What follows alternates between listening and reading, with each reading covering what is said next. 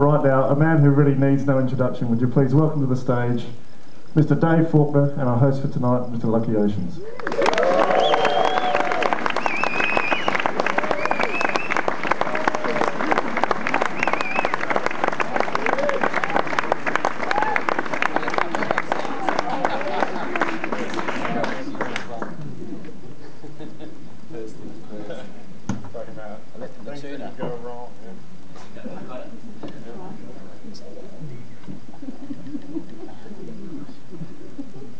Nothing ever goes wrong in show business.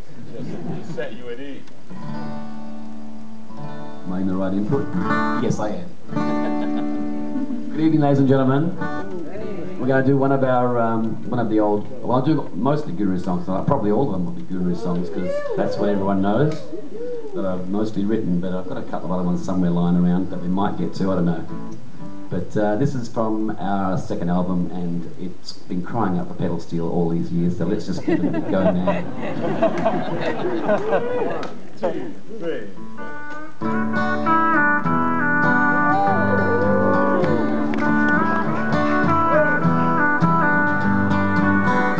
Ever since we began, ooh, we made a sail of foreign lands. And the fortune that they found, ooh-wee, is now buried in the ground. Ooh-wee. Some would say the ocean roars, ooh-wee, as it stumbles to the shore.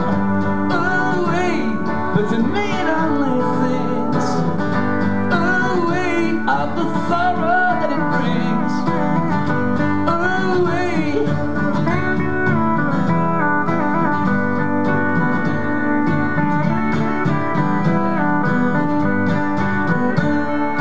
All our friends are dead, or they're dying, and our laughter turns into crying. It's death-defying.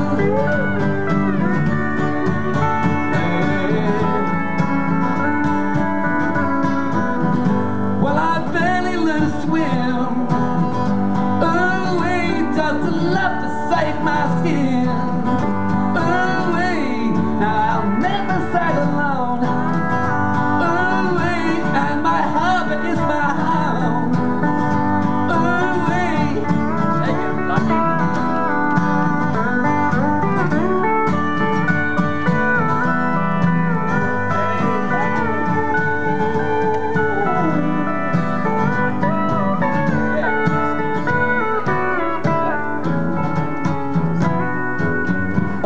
My friends are dead, or they're dying.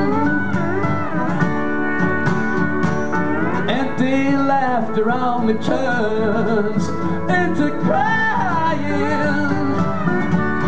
It's death-defying.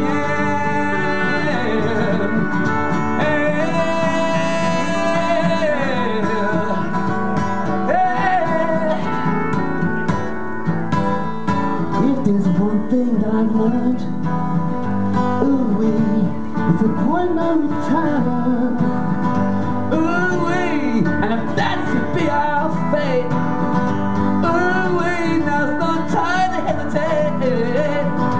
Ooh-wee, now's no time to hesitate. Now's no time to hesitate.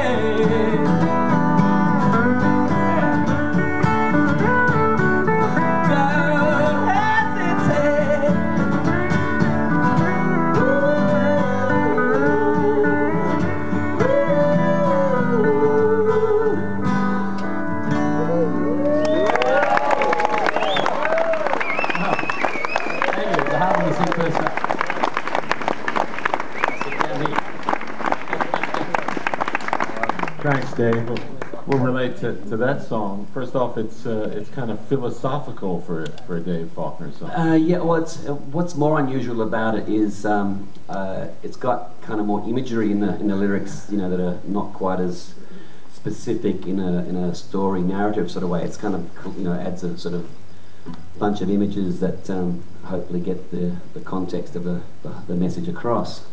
It's funny, we've got a few songs tonight that have a bit of a fatalism thing about them. Yeah, there's a lot of death tonight. So. Yeah, well, you know, it's obviously, actually, from the very first album, we had a lot of songs with death on them. We had Dig It Up, that was a little bit of a funny song about, you know, a fictional, fatally attractive girlfriend, but I don't know, I've always had, you know, as a kid I had a fairly early encounter with death when a very close friend of mine died when I was about 8 years old in a run across the road and highway picking up sixpence or something, or 5 cents, whatever it was. It might have been sixpence actually, no, it was 5 cents I think.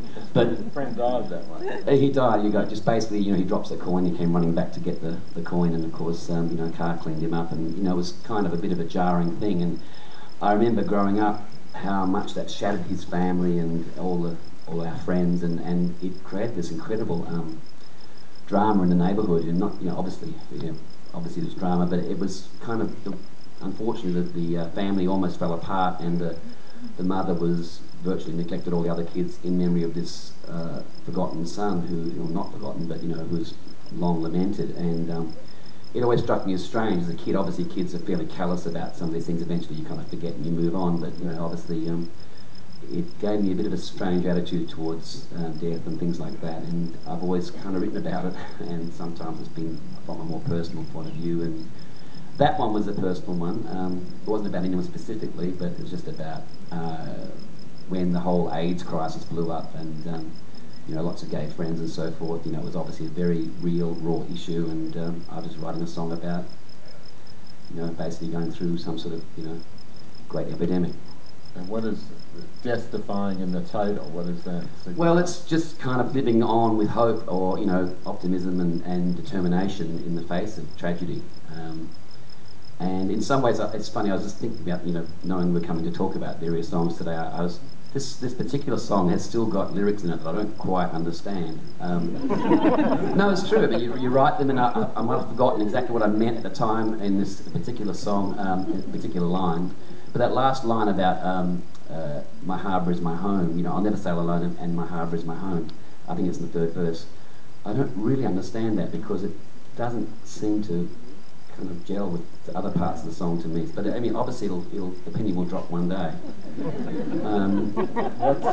Yeah, I mean, it's true. I mean, certain songs they take on different resonances over the years, and you know, sometimes I've written a song that I thought was actually kind of about one thing, and it ends up reflecting on another part of my life completely differently than I expected, and, you know, I kind of get a bit of a shock.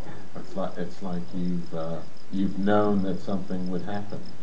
Not so much literally describing an event, it's more about I've actually described another part of my you know, life, or something else that's going on in my world that I hadn't realised I'd addressed in this song, and it somehow, the song suddenly takes on a whole new significance. There's a song called Something's Coming, I remember, on the Kinky album, and it was pretty much a very light-hearted, fun song when I wrote it. I didn't really take the lyrics that seriously, but it's sort of really kind of grown on me as a song that actually says something quite, you know, real about things that I go through, and you know, I don't know, there's other songs that do that too. I mean, they change, you know, they have their original meaning, but they also mature.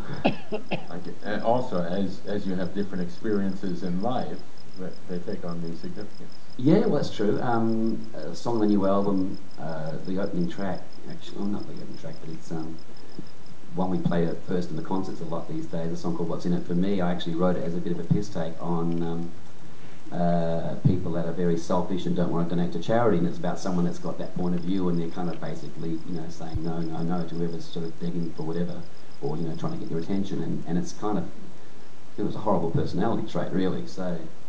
but in some ways I also see that song as being a bit about myself, and you know, where I'm kind of going, well, you know, what am I doing this for? What's in it for me? So, you know, in the real sense, I'm actually being a bit sort of churlish and begrudging some certain, you know, demands being made on me.